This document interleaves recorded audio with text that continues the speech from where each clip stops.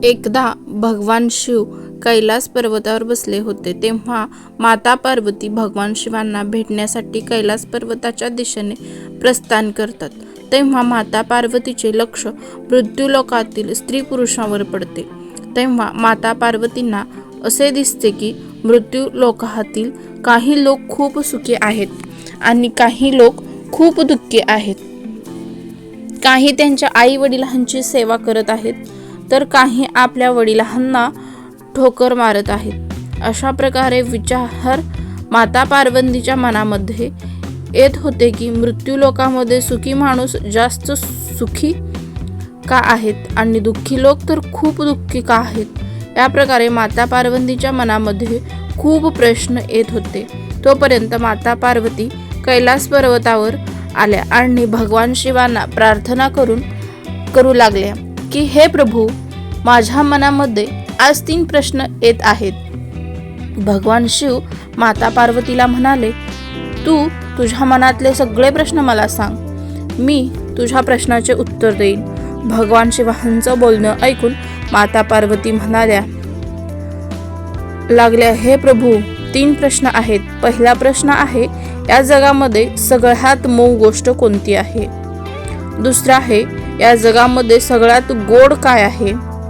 आणि तिसरा प्रश्न माता पार्वतीचे शिवांना होतं, माणसाची कोणती सवय त्याला गरीब किंवा श्रीमंत बनवते? तर माता पार्वतीचे हे 3 बोलणे ऐकून भगवान शिव म्हणाले, हे पार्वती, मी आता तुला एक कहाणी ऐकवतो. ही कहाणी लक्ष देऊन ऐक. जर तू ही कहाणी पूर्ण लक्ष देऊन ऐकली तर नक्की तुझ्या 3ही प्रश्नाचे उत्तर मिळतील आणि तुझे पूर्ण समाधान होईल. भगवान शिव म्हणाले, खूप दिवस आधीच गोष्ट आहे. एका शहरामध्ये एक व्यापारी राहत होता. त्याच्या 3 मुली होत्या. त्या 3ही मुली दिसायला सुंदर होत्या. त्या 3ही मुली राजकन्यासारख्या दिसत होत्या. भगवान शिव म्हणतात, एक वेगळी गोष्ट आहे. तो व्यापारी व्यापार करण्यासाठी विदेशी जाण्याची तयारी करतो. तेव्हा त्याच्या मनामध्ये विचार आला की मी जेव्हा परत येईल तेव्हा आपल्या 3ही मुलींसाठी काही ना काही घेऊन येईल. तेव्हा भगवान शिव म्हणतात, हे पार्वती, तो व्यापारी मनामध्ये विचार करू लागला की मी या 3ही मुलींसाठी काय घेऊन येऊ? हे मला 3ही मुलींना एकदा विचारायला पाहिजे. मग त्यांनी आपल्या 3ही मुलींना जवळ बोलवले. त्यांनी मोठ्या मुलीला विचारले, तू माझ्यावर किती प्रेम करते?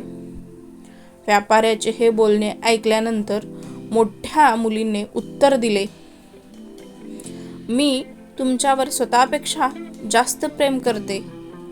व्यापाऱ्याच्या मोठ्या मुलीने असे उत्तर दिल्याबरोबर व्यापारी खूप खुश झाला आणि मोठ्या मुलीला म्हणू लागला, मी बाहेर जाणार आहे, तुझ्यासाठी काय घेऊन येऊ? तेव्हा मोठी मुलगी म्हणाली की बाबा, मला एक सोन्याची थाळी पाहिजे. व्यापारी म्हणाला, ठीक आहे, मी जेव्हा परत येईन त्यावेळी तुझ्यासाठी एक सोन्याची थाळी घेऊन येईल. भगवान शिव माता पार्वतीला म्हणतात, मोठ्या मुलीचं बोलणं झाल्यानंतर व्यापारी मधल्या मुलीकडे गेला आणि तिला म्हणाला, मुली, तू माझ्यावर किती प्रेम करते? वडिलांचे बोलणे ऐकल्यानंतर मुलगी म्हणाली, बाबा, या जगामध्ये मी कोणावर सगळ्यात जास्त प्रेम करत असेल तर फक्त तुमच्यावर करत आहे.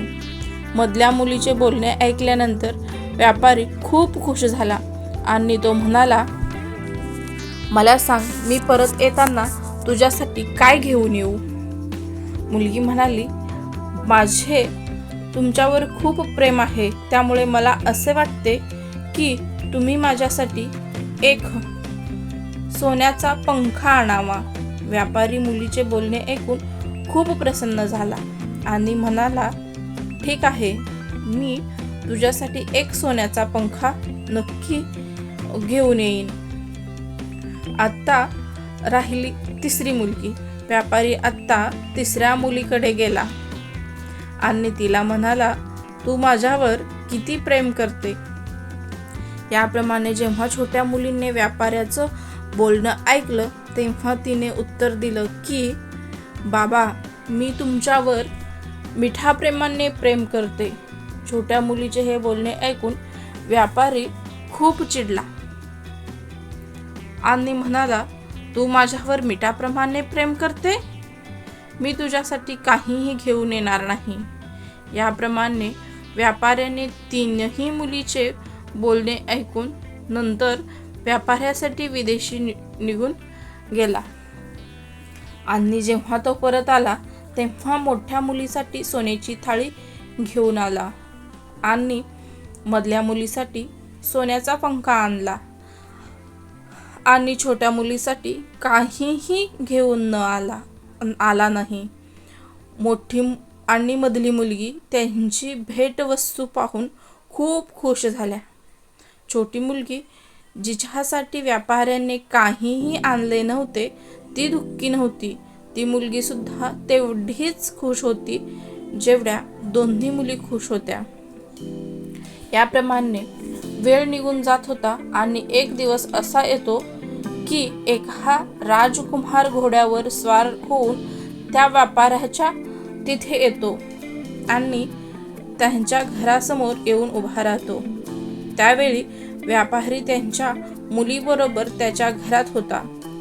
त्या राजकुमाराची नजर व्यापाऱ्याच्या सगळ्यात छोट्या मुलीवर पडते आणि तो राजकुमार मनामध्ये विचार करतो की व्यापाऱ्याजवळ जाऊन त्याला म्हणतो की मला तुमची छोटी मुलीबरोबर लग्न करायचं आहे.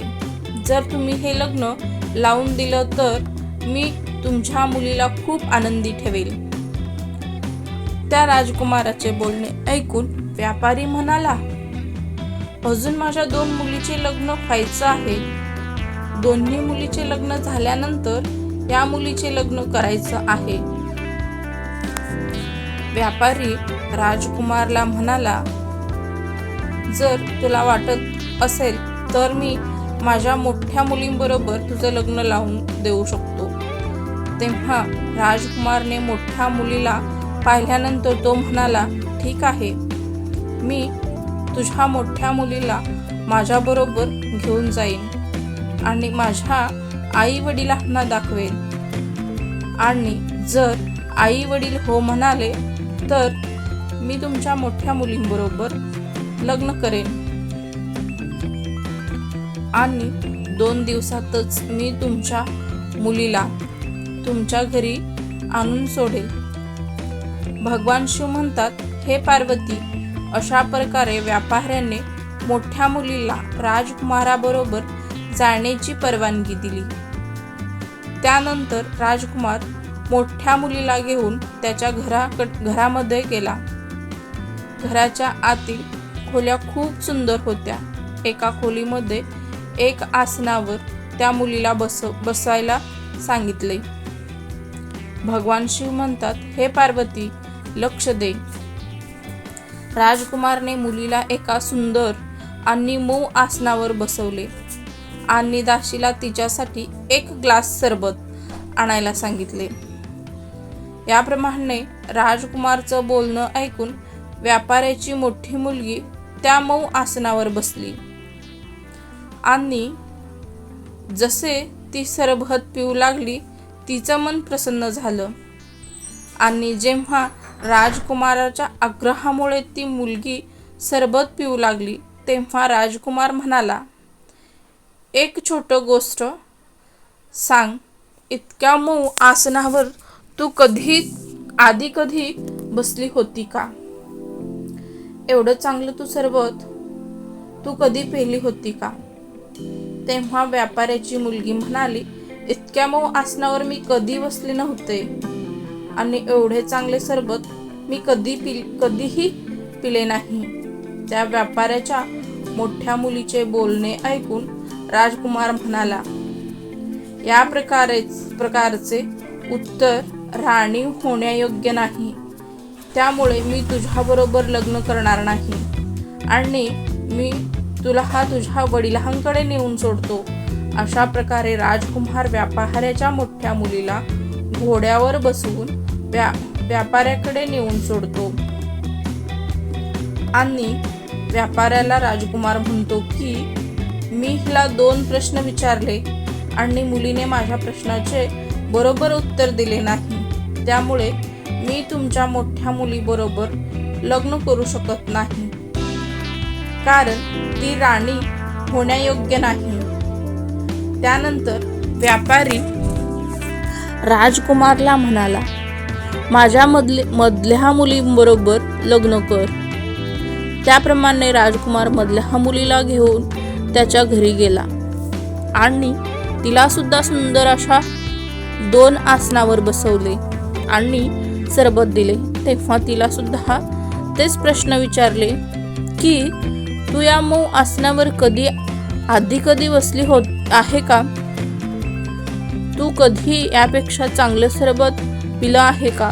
तेव्हा त्या मधल्या मुलीने सुद्धा हेच उत्तर दिले की एवढ्या मऊ आसनावर कधी बसले नाही आणि एवढे चांगले सरबतही कधी पिले नाही. तेव्हा राजकुमार म्हणाला की तू राणी होण्यायोग्य नाही, त्यामुळे मी तुला तुझ्या वडिलांकडे नेऊन सोडतो. आणि राजकुमार त्या मुलीला व्यापाऱ्याकडे नेऊन सोडतो. याप्रमाणे जेव्हा राजकुमार व्यापाऱ्याच्या 3ऱ्या मुलीला घेऊन जातो आणि त्या मुलीला त्याच मऊ आसनावर बसवतो आणि प्यायला सरबत देतो, जेव्हा त्या मुलीने सरबत पिले तेव्हा राजकुमार म्हणाला, एक गोष्ट सांग की तू या मऊ आसनावर कधी आधी बसली आहे का? एवढे चांगले सरबत तू कधी पिले आहे का? तेव्हा भगवान शिव म्हणाले, हे पार्वती, आत्ता तुझ्या प्रश्नाचे उत्तर तुला मिळणार आहे, त्यामुळे झोपू नको. लक्ष देऊन माझी कहाणी पूर्ण ऐक. राजकुमाराचे बोलणे ऐकून 3री मुलगी हसून म्हणाली, तुमच्या पहिल्या प्रश्नाचे उत्तर यापेक्षा नरम आसनावर आधी बसली आहे का? व्यापाऱ्याच्या 3ऱ्या मुलीने उत्तर दिले, हो, यापेक्षाही मऊ आसन आईच्या मांडीचे असते. मी त्याच्यावर झोका घेतला आहे, झोपली आहे आणि तुमचा 2रा प्रश्न, जे सरबत तुम्ही मला दिला आहे त्यापेक्षा चांगले सरबत पिले आहे का? हो, या सरबतापेक्षाही चांगले आईचे दूध मी पिले आहे. तेव्हा भगवान शिव म्हणतात, हे पार्वती, या प्रकारे तो राजकुमार आपल्या प्रश्नाचे उत्तरे मिळाल्यामुळे व्यापाऱ्याच्या 3ऱ्या मुलीबरोबर त्याने लग्न केले आणि लग्नाच्या वेळी त्याने चांगले पंचपक्वान्न बनवले आणि त्या व्यापाऱ्याला सुद्धा बोलवले आणि त्याच्यासमोर चांगले पदार्थ वाढले गेले, पण त्यामध्ये सगळे गोड होते, त्यामध्ये मीठ अजिबात नव्हतं. तो व्यापारी जी कोणती भाजी खाण्याचा प्रयत्न करत असे त्या भाजीमध्ये कशाचीही कमी नव्हती. कमी होती ती फक्त मिठाची आणि ती बिना मिठाचा भाजी होती. ती खास करून व्यापाऱ्याच्या 3ऱ्या मुलीने त्याच्यासाठी बनवली होती. ते पाहून व्यापाऱ्याला खूप राग आला आणि त्याने राजकुमाराला बोलवले आणि म्हणाले, ही कशी मेजवानी आहे? कोणत्याही भाजीमध्ये मीठच नाही. मला सांगा, बिना मिठाच्या भाजीची चव कशी असेल? व्यापाऱ्याचे बोलणे ऐकून राजकुमार व्यापाऱ्याला म्हणाला, ह्या भाजी तुमच्या मुलीने तुमच्यासाठी बनवल्या आहे. तेव्हा व्यापाऱ्याने त्याच्या 3ऱ्या मुलीला बोलवले आणि तिला विचारले, तू याच्यामध्ये मीठ का टाकले नाही? मिठाशिवाय भाजीला काय चव आहे? व्यापाऱ्याचं बोलणं ऐकून तिसरी मुलगी म्हणाली, बाबा, एक दिवस तुम्ही मला विचारले होते की माझे तुझ्यावर किती प्रेम आहे. तेव्हा मी तुम्हाला म्हणाले होते मिठासारखे. तेव्हा तुम्ही माझा खूप अपमान केला होता आणि आज तुम्हाला त्याच मिठाची गरज पडली आहे. कारण बिना मिठाची कोणतीही भाजीला चव येत नाही. मिठाचा पदार्थ आळणी ज्याचं मीठ खावं त्याच्याशी इमानी असावं. मग ती भाजी कोणतीही चांगली असली तरी बिना मिठाचे सगळे बेकार आहेत, बेचव आहेत. त्यामुळेच मी तुम्हाला म्हटले होते मी तुमच्यावर मिठाप्रमाणे प्रेम करते. आज तुमच्यासमोर इतकं मिठाही ठेवली आहे. या सगळ्यांना सोडून तुम्ही फक्त आठवण काढली मिठाची, ज्याच्याशिवाय सगळे रंग फिके आहेत, सगळी चव फिकी आहे. भगवान शिव म्हणतात, हे पार्वती, व्यापाऱ्याला त्याच्या बोलण्यावर खूप पश्चाताप झाला आणि त्याने त्याच्या मुलीला जवळ घेतले आणि म्हणाला, खरं तर मुली, तू माझ्यावर खूप प्रेम करतेस. एवढं कोणीही करू शकत नाही. भगवान शिव म्हणतात, हे पार्वती, आता तुझ्या तिसऱ्या प्रश्नाचे उत्तर. कोणती सवय माणसाला श्रीमंत किंवा गरीब बनवते? तर लक्ष देऊन ऐक. त्या व्यापाऱ्याच्या 3 मुली होत्या. 2 मुली जीवापेक्षा जास्त प्रेम करत होत्या, तर तिसरी मुलगी मिठाप्रमाणे प्रेम करत होती. म्हणजेच आई वडिलांवर खरे प्रेम, आई वडिलांची खरी कदर ती तिसरी मुलगी करत होती. आणि त्या 2 मुलींना तर फक्त सोन्याच्या थाळी आणि सोन्याच्या पंखा मिळाल्या. आणि ही तिसरी मुलगी तिच्या आई वडिलांवर खरं प्रेम करत होती, त्यांची खरी सेवा करत होती. त्यामुळेच तिचे लग्न एका राजकुमाराबरोबर झाले आणि ती खूप श्रीमंत झाली. या गोष्टीपासून आपल्याला हे शिकायला मिळते की आई वडिलांच्या चरणामध्ये स्वर्ग असते. जे आई वडिलांची सेवा करतात ते निश्चितच सुखी होतात. बरोबर ना? हा व्हिडिओ आपल्याला आवडल्यास शेअर करा, सबस्क्राईब करा, लाईक करा, कमेंटमध्ये श्री स्वामी समर्थ लिहायला विसरू नका. हा व्हिडिओ पाहून तुमच्या मनामध्ये आणि आयुष्यामध्ये 1% जरी बदल झाला असेल तर व्हिडिओला लाईक नक्की करा. थँक्यू.